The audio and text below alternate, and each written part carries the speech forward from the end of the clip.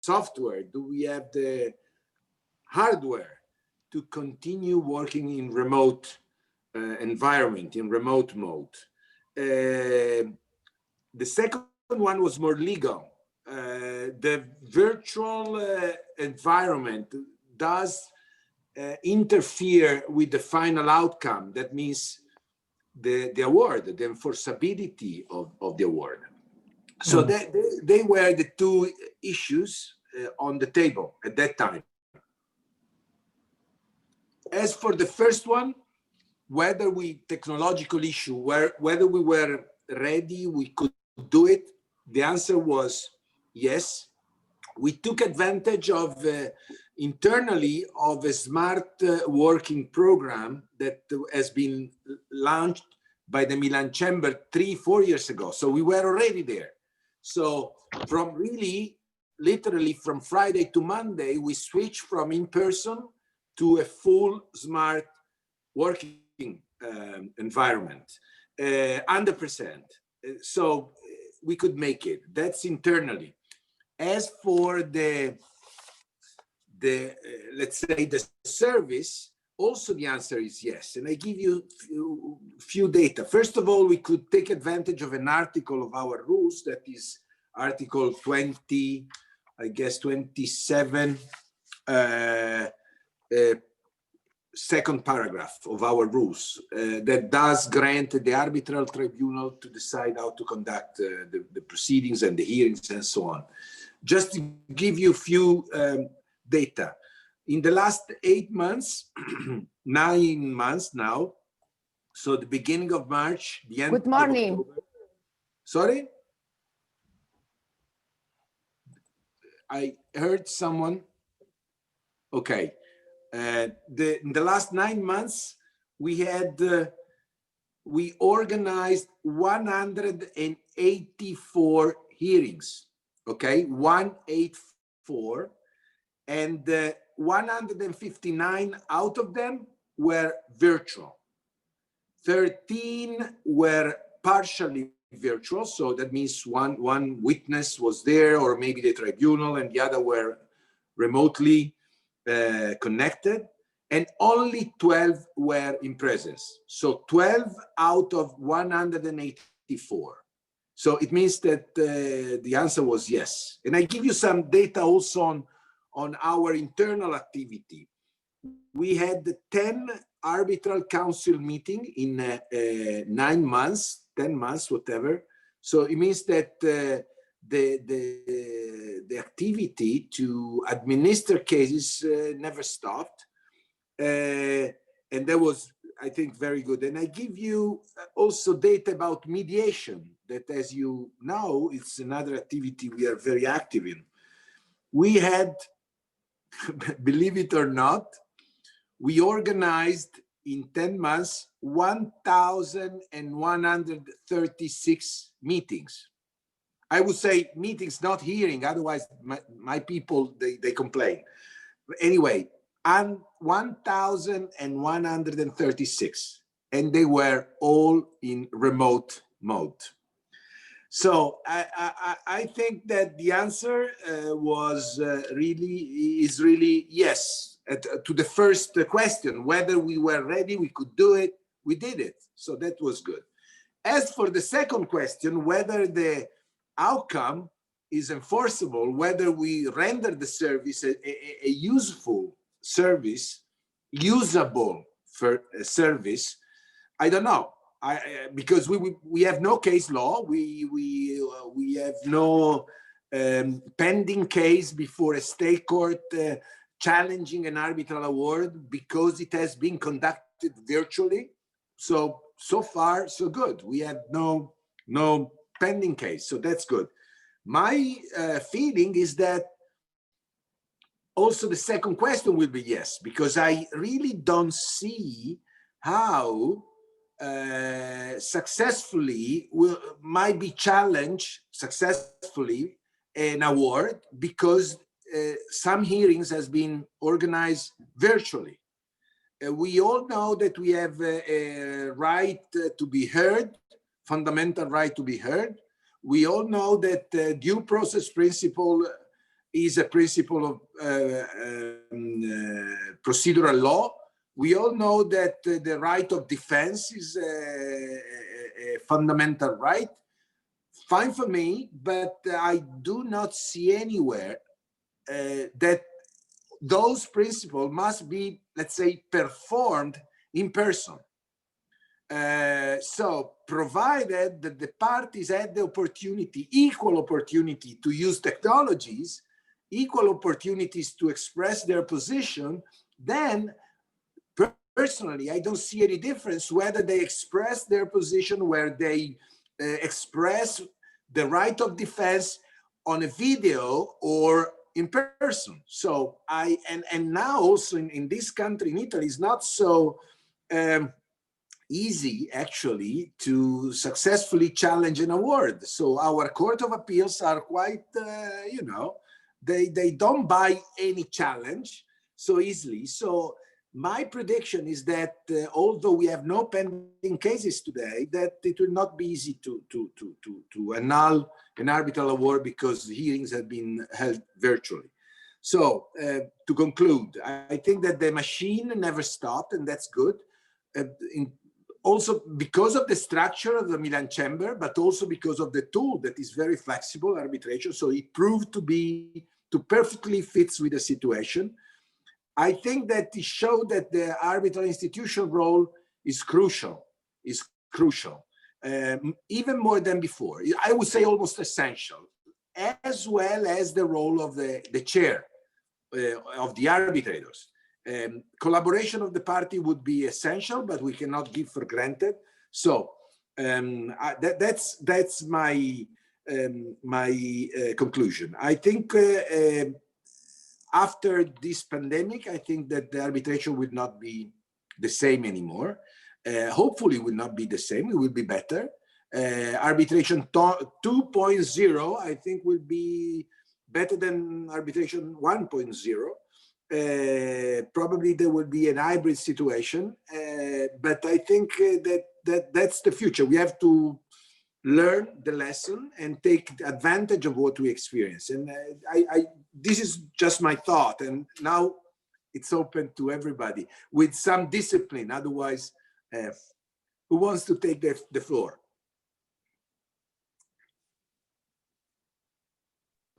Hello, Stefano. Can hello, I say Andrew. something then? Go ahead.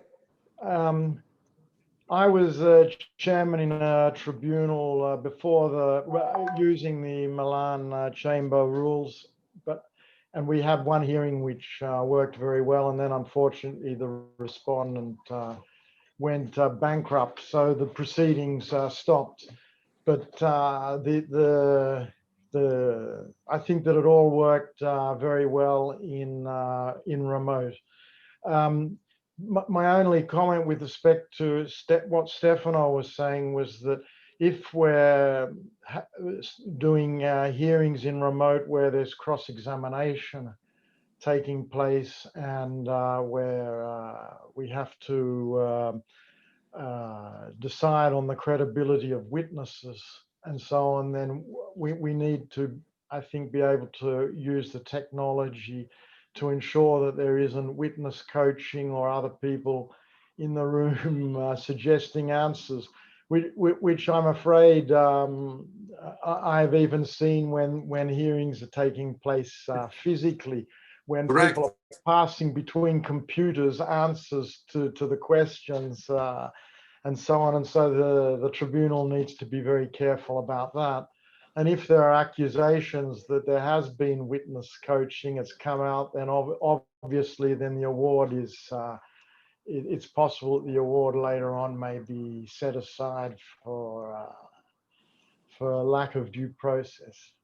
Absolutely, Andrew. I think that you're right, but there are all issues that they are not absent in, let's say, in presence arbitration. Like Exactly. Also when they talk about cybersecurity, okay, it's an issue. It's a real issue. We have to guarantee security of data, but it happens also in person arbitration, and we know what happened with PCA, with the Permanent Court of Arbitration, that a hacker stepped in, but on in-person proceedings. And it happens also with, as you said, testimonies. But I think it's only a question of technologies. It's, you know.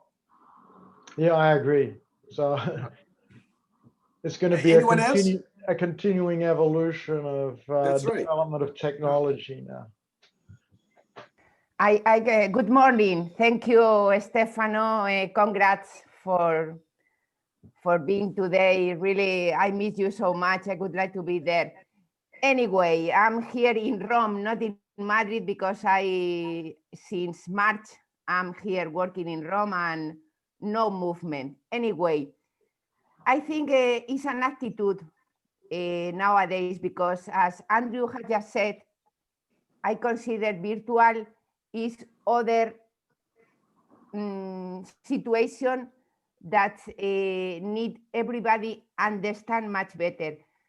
Maybe I can say my experience, the parties and the party representation, the lawyers, the consultants, must understand much better which is virtuality, because maybe arbitral institutions, arbitrators, understand much better, but maybe the most difficult to understand and problems concerning efficiency, efficacy, and security.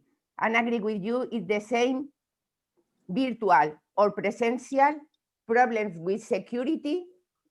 Maybe it's a question of evolution and trying much better do everybody. Yep. I agree. I agree. Thank you, Nazareth. If you have in mind what is happening at university, we are having exams that they are, you know, public official event, and they are online. There are systems to guarantee as much as possible, not 100%. And so I think that it's a question of methodologies, of technologies, and so on, but it can work. Anyone else?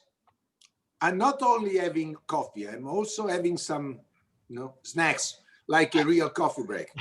I'm sorry, just to inform you that the coffee break has been extended until 11:40, so there is more time before joining the other room. Yeah, hi Stefano, this is Silvia hello, speaking. Silvia. First, hello to everybody. Thank you for this distinguished conference. And the only thing I really miss are the pastries, because your pastries every year are really delicious. So this is really what we miss. But aside of this, the conference was very good. In my experience as an arbitrator, so we held a CAM hearing with the witness, and it was in September, so not in the very bad period of the pandemic. And we were the arbitral tribunal, we were at the CAM, and the witnesses were at the office of the lawyers who summoned them. It worked quite well, because we, taking our experience also from the Italian court proceedings, we put responsibility on the lawyers to ensure that the room was empty, that nobody was suggestions.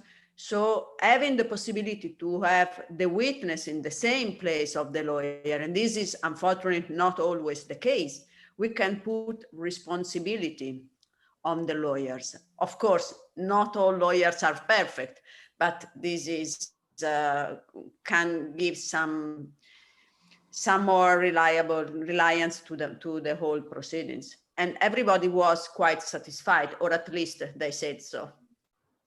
Thank you, Silvia.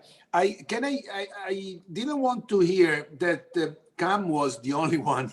I had the experience in the last 9 months. I had 3 as an arbitrator myself, 3 hearings, and they were one according to the ICDR rules, New York, another one ICC, and the seat of arbitration was Bucharest, And the third one was Cairo Center, and the seat was Cairo.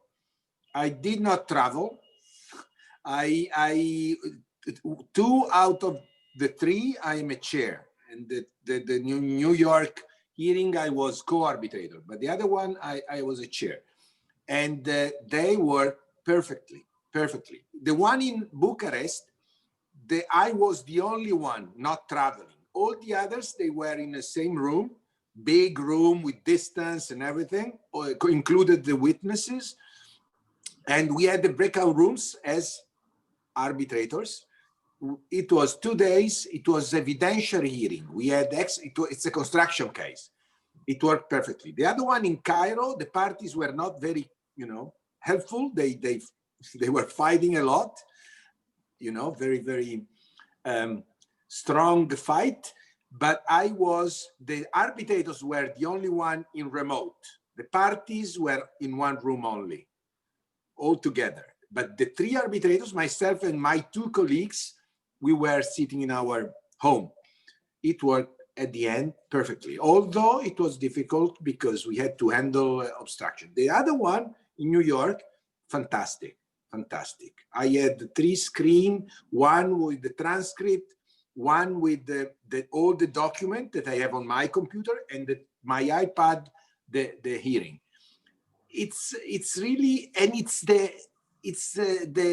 very beginning. Try to picture how it will be in 1 year from now, when we will be used to it, when we will have different tools. I think it's really, we will not be back. We will not be back. Yeah. Although I fully agree that in person is much better. That I think we all agree that in person is much better. But if the threshold is whether I wait 6 months or I do now virtually, then postpone or raise the cost of arbitration. Yes, also we have to consider that there are not only major cases in which the parties are willing to pay for fancy hotels and travel expenses. Absolutely. And this will allow medium arbitration to have a proper panel selected, internationally selected between the most appropriate and trained arbitrators for that case, rather than go to see to save cost. Well, the one in Cairo, I would have spent at least 3 days of my life, one traveling, one coming back, 1 day of hearing. I spent 6 hours in my office. I was at the office at the time. In my office, 6 hours, no expenses, and half an hour before and half an hour after, I was doing something else. So that's something we have to consider. Also, we must consider healthy, because you was healthy, not jet lag, and you can go on working. So means virtuality is efficiently. Absolutely, it's true. Can I Carlo. Hi. Ciao, Carlo. Ciao, Stefano. Good morning. Hello, Andrew. Hello, everyone. Good morning. Thank you for this opportunity. Well done. I tend to agree with Andrew that we need to make sure that there's no problems with having a due process.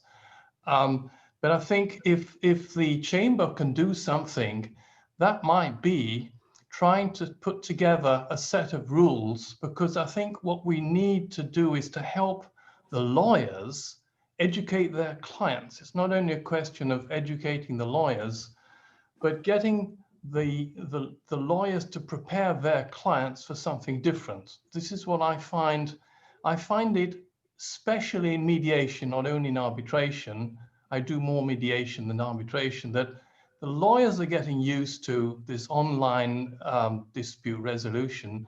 The clients are not, especially mediation clients are somehow feeling that they want to meet the other side, especially when it's not millennium clients, the people that are 50 or more. So maybe we could try to put together some rules of conduct for the lawyers, stressing that. I mean, for the UIA, we've been putting together rules on how to use online for seminars. A similar thing could be done for, how do you behave in a courtroom, which is an arbitration courtroom, and how do you prepare your client? I'm just going to throw that in. Thank you. Yeah, absolutely. You're right, Carlo. You're right. Absolutely. It's a never-ending story. I mean, the education of clients, not only and not firstly of counsel. You're right. Stefano, if I may add something, and good morning, everybody. I think I totally share the view about the generational issue. I would call it this way, because I'm 55. Every time I speak about these topics, artificial intelligence, online hearings, and so on, I have different approach, different response, depending exclusively on the date of birth. Because we have been trained for years and years to develop specific skills, soft skills, body language during an hearing where we have witnesses. Obviously, we are trained to have a certain attention to eye contact and so on. Something is good, something is not good in this management of the hearings. We have only to understand that we have to change approach, to be resilient, to be anti-fragile, to understand that there are different ways to do things. Every approach has his obviously pro and contras, but we cannot only I would say disguise the problems, trying to oppose to the new opportunities, just arguing that many principles, due process or other, are at stake. In my view, it is not true. I think that this is only a reluctance to change, a completely understandable reluctance, because we know that there are different situations, different contexts, different level of technology evolution. Obviously, in the arbitration game, probably it could be easier to avail of these new skills and these new tools, because we are all at a certain level of technology skills. This is not true at all in other contexts, where we have to consider that the gap, the technological gap, could have a very negative impact in the transition. But this is a completely different matter. It's a practical matter. In the tribunal, the situation is different, because they are not always at the right level of technological skill to face this kind of problems. So I totally agree the openness that Stefano has manifested so far, and I think that we have to change and to try to avail of these opportunities and to make these opportunities, the new technological tools work, not to see only what it is a problem or a potential problem. We have to understand that there are opportunities and to seize them. Thank you. Yeah, you're right, Stefano. I think that the generation issue is a real one. I think that the institution must play a crucial role, also, as Carlos said, also not in education. We had to, sometimes in the last 9 months, we had to fight not with the parties, but with the arbitrators to conduct the hearing remotely. Because maybe one of them was, no, I prefer to come, no, let's, and it was not filibustering. It was just because, and we had to play strong to say, do it, try, believe us, trust on the system. And then now they are in love with this system, because, so anyway, we got the message. I'm sorry that our coffee break is over because Lucia just sent a message that in 2 minutes we have to resume in the, let's say, plenary session, and I don't want to be late myself, otherwise I will give a bad example. So thanks. I'm sorry that we couldn't share the coffee physically, but I'm confident that we will do soon. So let's go back and let's leave the breakout rooms and go back. Thank you. Yes. Thank you very much. Thank you. Thank you. Bye. Thank you. Bye-bye. Goodbye.